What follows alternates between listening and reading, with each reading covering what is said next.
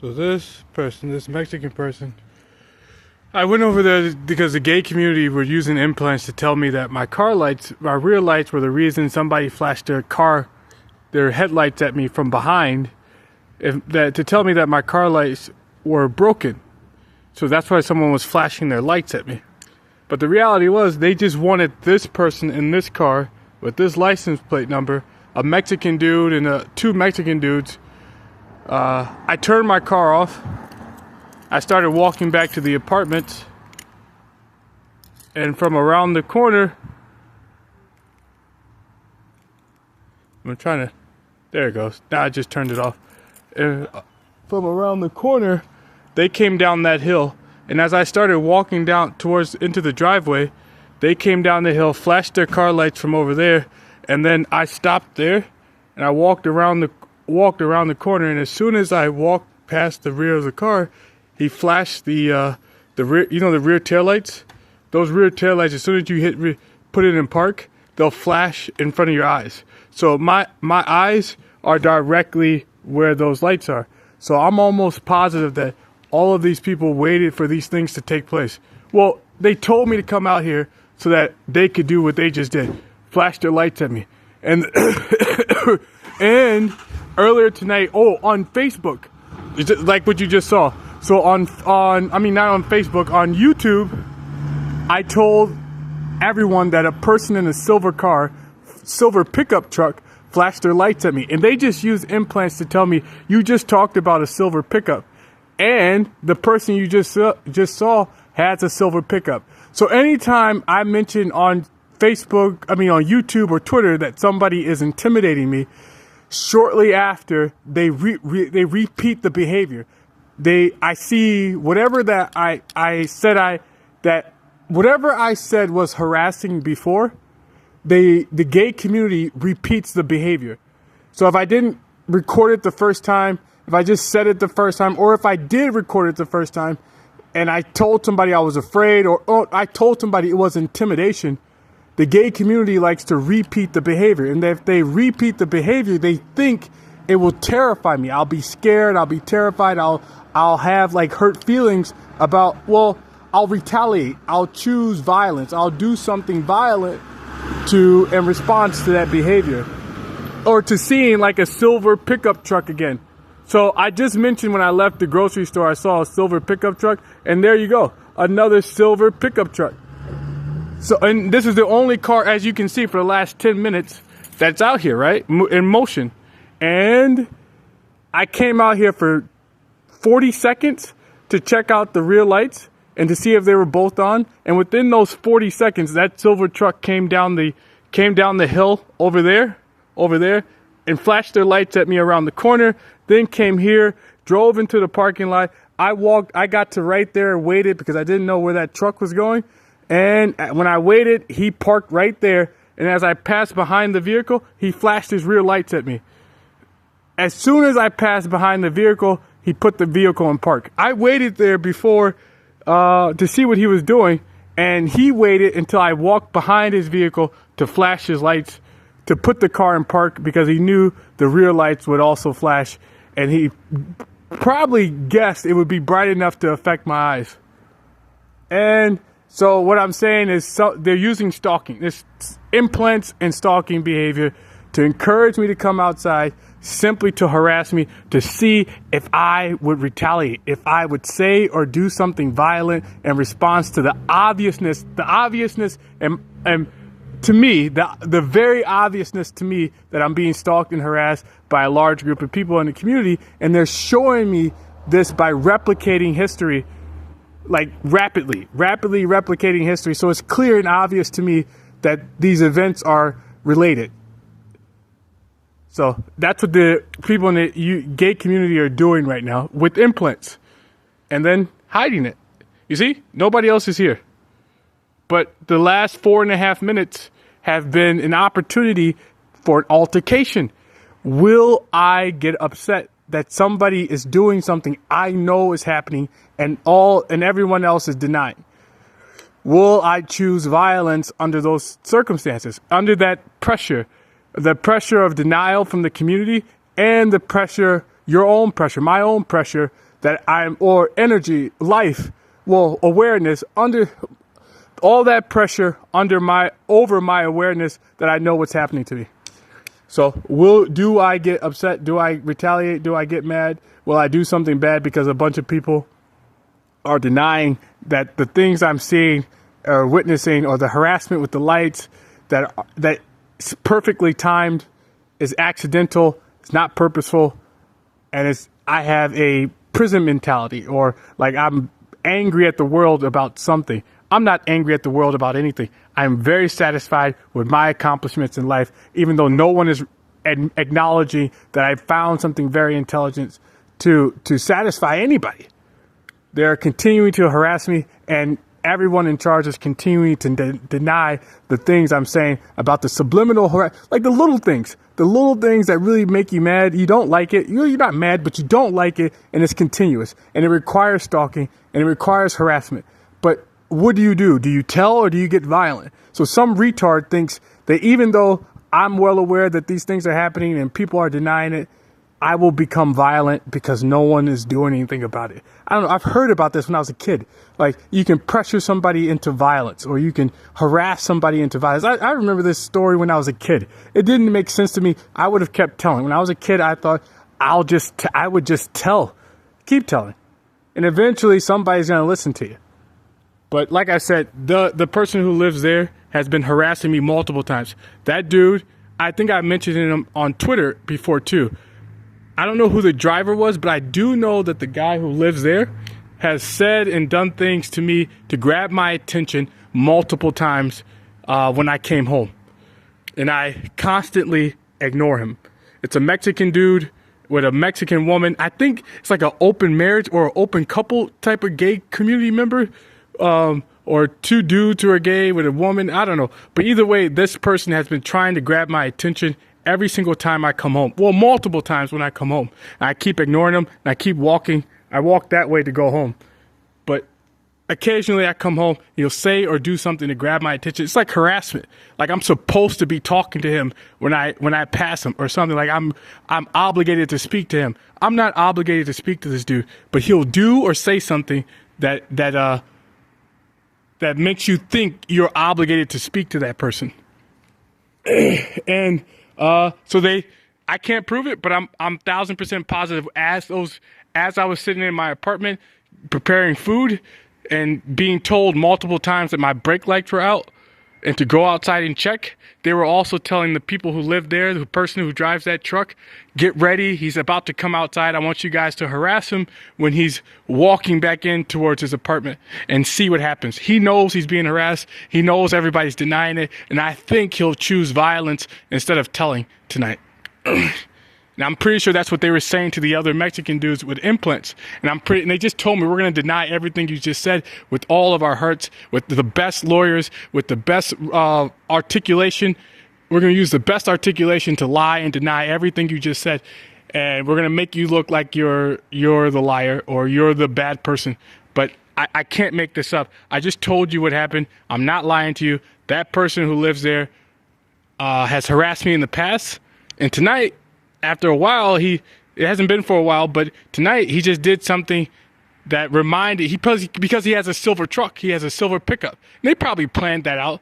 They probably planned all this out to have these events occur, and hoping that I would choose violence because I just witnessed intimidation from a person in a silver pickup truck outside a grocery store. They thought if I have more harassment tonight, I would choose violence against someone else who had a silver pickup truck who chose to drive it in a way that was harassing, or operate the vehicle in a way that would harass me, like flashing your rear view lights within 1 foot of somebody's face would be harassing enough, and especially because of the history of having lights flashed at me, I would choose violence towards these two people. Instead, I chose to tell. I chose to tell, and that's what they hate the most. They hate that I chose to tell instead of choosing violence. Violence is what they love. They love violence. They love harassment and retaliation. They love to harass people, lie about the harassment, and then get that person. Well, harass somebody and then get that person to retaliate. And then when the police arrive, lie about the harassment. Tell the police you didn't harass them at all. You have no idea what they're talking about. And the police who support you, who like you guys a lot because you're gay and you don't cause problems, well, you don't create social disruptions with people who like to have sex. So when someone looked at you and they want to have sex with you, you're willing to have sex with that person no matter who they are. If they're fat, they're ugly, they're old, they're young, whoever they are, you don't cause social disruptions in the community because you are willing to have sex with those people. That's the logic of the police department and the logic of those two people there. They expected me to have a relationship with them, like a social relationship that would evolve or change into something violent or sexual. So I was supposed to have a relationship with that dude. That's why he kept introducing himself to me using like harassing tactics, like harassing introductions or like looks, like why aren't you talking to me? Or stuff like that. Stupid little tiny quick messages you can send to other people, like, but it's hard to explain or describe to someone when you're talking to them, when you're telling them that things are happening to you. It's really hard to describe these facial gestures and looks that indicate someone's communicating to you. So that's what I get when I walk around that corner and I see that Mexican dude all the time. He'll do or say something inappropriate, and then somebody expected me to have a relationship with him, as in friendship, like a friendship that evolved into violence or sex. And that's how you introduce someone into your life. You start hanging out with them. You say, hey, but they start doing these little micro offensive things to you. Like, I think your shirt's stupid, man. It's real stupid, dog. You shouldn't be dressing like that. You should dress like how I dress. You know what I'm saying? So you can get a girl like I got a girl. You know what I mean? So they start to change who you are. But you don't like how they dress. You don't like how they talk. You don't like what they eat. You don't like anything that they do. You like yourself. You like who you are. But you start to argue about these things. You tell them, hey, man, I'm not stupid. My shirt's not stupid. My clothes aren't stupid. I like the food I eat. I like the shows I watch. I like my favorite sports team. I like the Vikings. So they start insulting the things you like to get you to change what you like so that they would stop insulting you. And that's the people you invited into your home. And now to get them out, they're gonna leave with aggression. They're gonna leave with lies. They're gonna tell lies about you, like that dude's a lame. He's stupid. I regret hanging out with him. I shouldn't even spend no time with him, to get you upset, to hurt your feelings. And now your feelings are hurt, and it's harassment. And they hope you retaliate with violence because they got an implant in your body to stop you from from using your intelligence to retaliate. So because you can't use your thought process, your reasoning, your words that you have to respond to what he just said, and the knowledge that, hey, I don't have to be I didn't have to change, and you didn't have to hang out with me, or I didn't even want to hang out with you. I only did it because you kept making noises or sounds or gestures when I walked past you that made it seem like you were trying to talk to me or you wanted me to talk to you. Whatever the hell that may be. You know what I'm talking about. I'm not stupid. I'm not interested in hanging out with anybody in this neighborhood who's in the gay community. And that's the only people who keep trying to talk to me. The people in this neighborhood that are gay. So that's what that dude just did.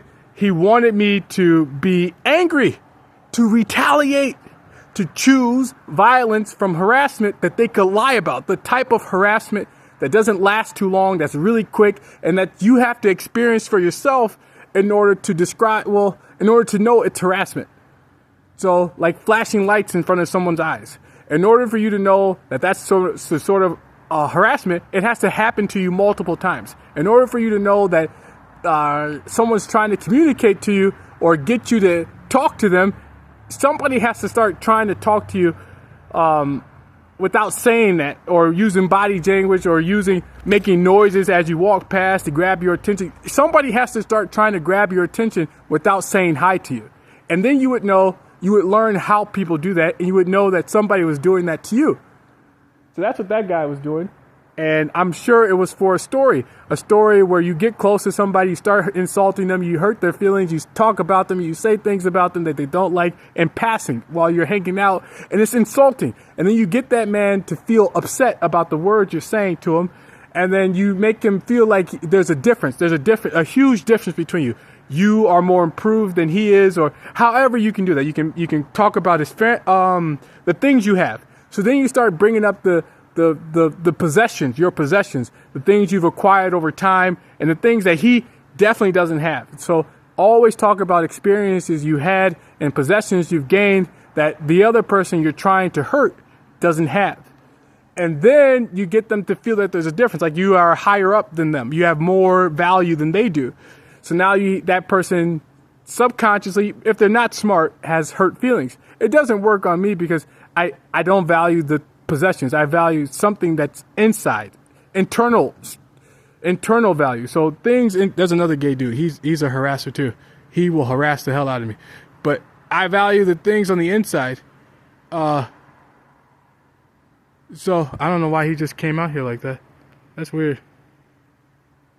So what I was saying was I value, so instead of valuing things like your cars, your shoes, your clothes, stuff like that, I think the greatest value in the world is lifting weights. And lifting weights and creating muscle density and bone density and building energy that you use weightlifting to control.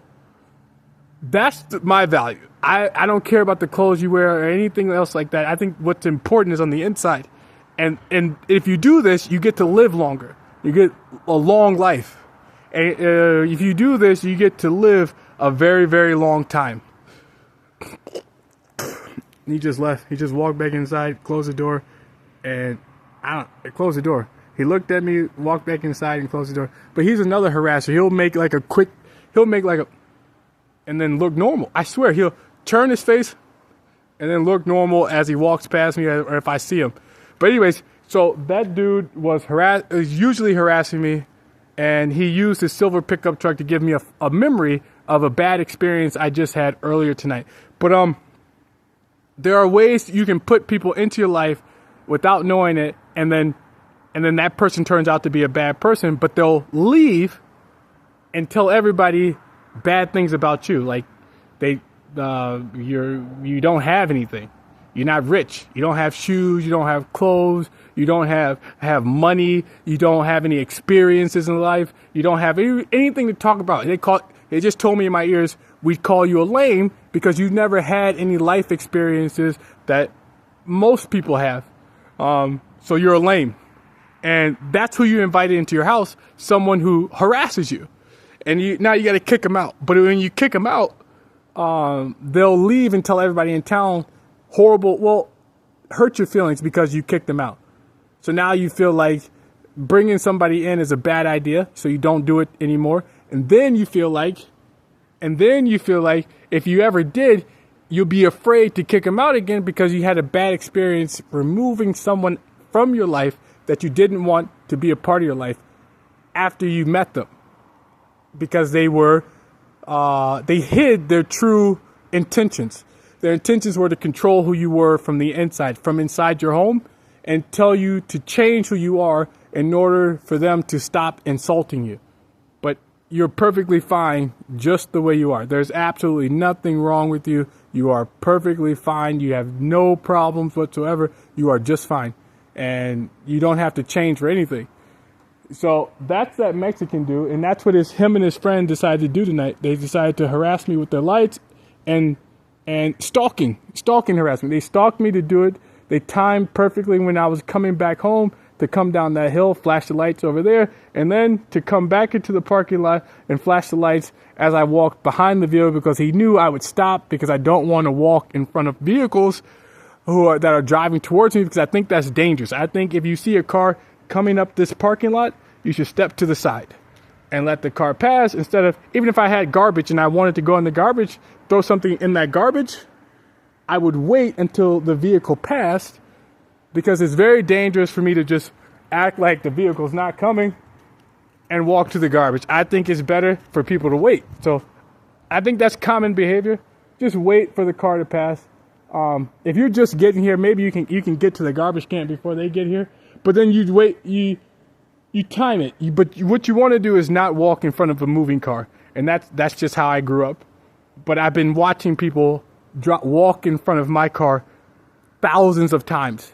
When it's clear as day, they should wait and stand exactly on the side until you pass. They want you to hit them. They are encouraging because you feel like you have the right of way. You know you have the right of way. You know it's a lot harder for you to stop that car than for them to stop walking. It's easier for them to stop walking than for you to stop a heavy vehicle going 10 miles an hour for somebody who should have just stopped walking. 10 miles or 15 miles an hour coming up the driveway to suddenly have to stop. It's inappropriate. That person's supposed to wait. Or if you're going down the street and you see somebody walking in front of your car, they're trying to encourage you to hit them. And they're threatening you to do something. Do it. They're challenging you to do it. But anyways, that's what I just experienced. Somebody reminded me of a comment I made on YouTube today about a guy in a silver pickup flashing their lights at me, which is what this guy just did again. And the stalking harassment is done with implants. If you're wondering how is it possible these people are stalking you and harassing you, use implants and hope that the person can't tell anybody, like intelligently tell somebody what they're experiencing, and they get mad that bad people are doing bad things to them, and no one is helping or saying, I think you're telling the truth. So that's what, and someone just used technology to tell me, oh, we believe you, thank you, I'm an officer, I believe what you're saying, I know you're telling the truth, you have an implant in your body, yada yada. If I was in the community and you were telling me, they're acting like I was in the community and talking to them face to face, and if I said these things to them, everything I just told you, they would say, I believe you. They don't. They're harassing me. They're trying to psychologically get me to commit crimes by false confidence, giving me false confidence that someone believes me. And the reality is, if there was an implant in your body and somebody believed you, they would start telling immediately. They would start telling. And that's what I would do. The first thing I tell anybody to do if something bad's happening to you, if no one believes you and no one trusts you, I keep telling these people that are talking to me all the time that you were supposed to tell. As soon as you found out there was an implant in your body, you weren't supposed to listen to anyone else except your good sense to tell that something is in your body that's not supposed to be there. That was your good sense. And I just said, and then Todd Hall keeps using his deep gay voice. He has a very deep gay voice, and he's like trying to overpower my thoughts using the implant. Using the implant, he's speaking and trying to overpower my thoughts to tell, if someone's being logical, you can insult their logic by using a deep harassing in your intelligence. And that's what Todd Hall just did. I'm not lying to you. That was his voice. I just heard in my ears. You can't hear it, but he just spoke into, I think they're speaking directly to the brain, but the ears are hearing it. Somehow it appears in my ears. The sound appears in my ears, probably where you hear things, but the brain is actually hearing what your ears are hearing before your ears hear it, or simultaneously. Because you could just take out the device. If you heard it, if it's in your ears, you could just take it out, or a doctor could see it. So you don't leave it somewhere someone could take it out. You put it somewhere someone couldn't take it out, and that has to be closer to the brain. But anyways, that was a harassment tonight from the gay community for altercation. Can we harass him in a way that we can deny, and we can deny it, and we can deny the harassment, and we can get him to retaliate, and then call the police and say he did this and we want to press charges. And then the police get here and say, what happened, John? And I tell them they were harassing me, using their lights to harass me, and I got mad and I told them to stop, and I started arguing, and they said some things, I said some things, and now you're here. And then they'll be like, well, your landlord wants to talk to you in the morning, or you're under arrest for whatever you did, and that's the end of the story. So really, those people just harassed the hell out of you. They stalked you, criminally stalked you. Yes, they did. They participated in criminal stalking using an implant that you can't prove it's in their bodies or is in your body, to wait for you to get outdoors to do something to you that would remind you of a scary experience you had a couple of hours prior. and then to flash the lights at you and look at you like, what are you going to do about it? Come out of the apartment and look at you like, what are you going to do about it? I could set something off right now. I could tell you to stop recording my car. I could tell you to stop doing that. I could tell you to stop recording my license plate. Or I could tell you, I'm going to tell your landlord in the morning that I think you're out here making a video about me. I could do a lot of things. But to get you kicked out of these apartments or to get you legally in trouble, I have help from lawyers and police officers right now with an implant who can tell me exactly what to do and say to make sure I never get in trouble. And I have insulters. I have criminals who insult people all day and night to make you mad. I can have those people help me say something to you to hurt your feelings. And then you would get in trouble if you chose to get mad or retaliate. And then I have the landlord's help. I have the property manager's help. She's going to side with me no matter what. She's going to just take the perspective that everything you're doing right now is insulting and wrong. And without any backup, without any help, you would be kicked out of these apartments and homeless because we decided we wanted you out of here because you tried to fight back. You tried to tell. And we just retaliated with punishment, punishing you more. And we used the property manager and the landlord, the owner, to help us make a decision that contradicts all perspectives. All reasoning, because it doesn't matter. Logic doesn't matter when you get out of school. In the real world, these people think the logical responses you were raised to make in the schoolroom, in the classrooms, don't apply to society when you get out of school. People make illogical choices because there's no one watching. There's no one there to make decisions to say this is to watch over people to say you got to make the right decisions once you get out of school. So the landlord, the property manager would all take his side and his perspective that they weren't harassing anybody, and it was actually me holding a camera harassing somebody else, which in reality isn't very harassing. So what? Somebody has a camera, they're recording, they're talking, and they're telling a story about something that has to do with your vehicle, which, I mean, they could do whatever they want. I mean, and that's my perspective. I think that's reality. The reality of life, that somebody could pull a camera out and start recording and start telling a story about whatever the hell they saw or see in the community. But the landlord, the property manager might decide that, hey, people don't like it, so you can't do it. And if you do it again, you're going to get kicked out. As a matter of fact, I don't want you on my property because you did that.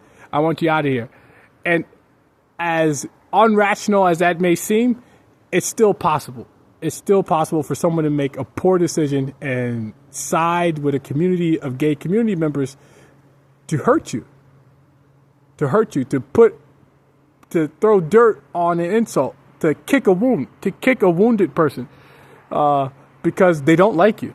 Essentially, these people got here first, took positions of power, and decided to enforce their culture on people who don't want to be a part of the gay community. And they use whatever tools they have to do that. Like your home, your apartment is a tool they can use to hurt you. They could take it from you. So if they want you to be homeless, they could easily take your home. If they want you to be jobless, they could easily take your job. I keep working for people in the gay community. They could easily take my job for fighting back, for telling, for reporting sexual harassment. These are ways you could easily take people's jobs. If you want to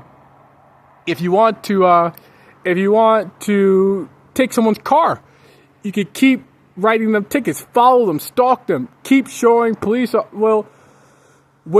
Follow them and watch everything that they do. Know when they pay their insurance. Know when they if they register their vehicle. Know if their lights are broken. Know when they're speeding. So if you catch them, if you can watch them with implants and you know they're going, it's a 70 mile per hour zone and you know they're going 80 or 85, just send somebody on their route, whichever direction they're going, to park their car really quick or arrive to an intersection or jump on the highway when you know they're going 80 miles an hour in a 70 zone. Write them a ticket. So you spy on these people and then you harass them. You keep doing it. Do it multiple times. If you know someone is going to an intersection, they're on their turn signals, wait for them to get to an intersection, watch them, and then pull them over because they didn't use their turn signal. It's not that hard. You use an implant to terrorize and stalk and harass people. You don't have to do, it doesn't take too much. It's not that difficult to take things that people own away from them, to hurt them. Or if they got a wife or kids, harass their wives, harass their kids, sexually harass their wives, rub up against their butt when she's at the grocery store and deny it. Tell kids at school to bully that man's child. The kid comes home and says, hey, some people called me stupid. They called me ugly. They made fun of my shoes. The teacher told everybody my grades and that they weren't that good today. So like these little stupid ways to hurt people's feelings go a long way for some people. They think it's little. They think it's insignificant, but you can really hurt somebody's child, and then to get to them, to hurt their feelings, to make them mad, to make them retaliate, to make them show up at school and attack some other kid because they know that kid insulted their own kids for that reason. So that's the type of things you have to expect from the gay community when you won't have sex with them. They will do these little stupid harassing things that nobody likes, and you can change someone's perspective to think it's not that bad, or it's really not that bad to be insulted, be told you're stupid. That's a regular thing kids do. They tell each other, oh, you're stupid, you're stupid, you're stupid. That's a regular thing, but it's not regular. Kids don't do that. And it's a really mean thing to do, no matter under no circumstances is being called stupid a very nice thing, or being called ugly a very nice thing, or being called gay a very nice thing, or being called, or make your shoes being made fun of, your clothes being made fun of. None of these things are very nice things, but if someone says to you it's not that bad, or hey, kids do it regularly, that person is supporting the behavior and is going to help the kids who are insulting your child get away with the insult. They are protecting the gay children who are trying to control the people around them with insults, intimidation, harassment. And that Mexican dude is one of the people in this community, this little neighborhood, who harasses me since he got here. The black dude over there does it too. There's a really fat guy who lives in there. He does it as well. There used to be other people, but I don't see them as much. There are several gay community members in this neighborhood who will do or say something inappropriate very quickly as I get home or as I walk to my car, and it happens so fast you can't pull a camera out. You'd have to be recording yourself and everything around you all the time to catch harassment as quickly as these people have been harassing me. So I always have to tell after the fact, or I skip over some of the harassment because I'd be telling all the time. I'd be making videos all day. But that's the type of behavior from the gay community that I see everywhere I go, and they will do everything they can to change. Because I've seen it on TV, and I've seen it everywhere, where people can insult you, and then in another environment they'll say, well, I was just playing, or I didn't mean it, to get out of to escape the gravity of their actions, or they'll deny it. And if you don't have a recording of the harassment, they'll just say it never happened. So they're trying to get you to do what they want, and they do it very well if they can know where you are at all times. Use an implant.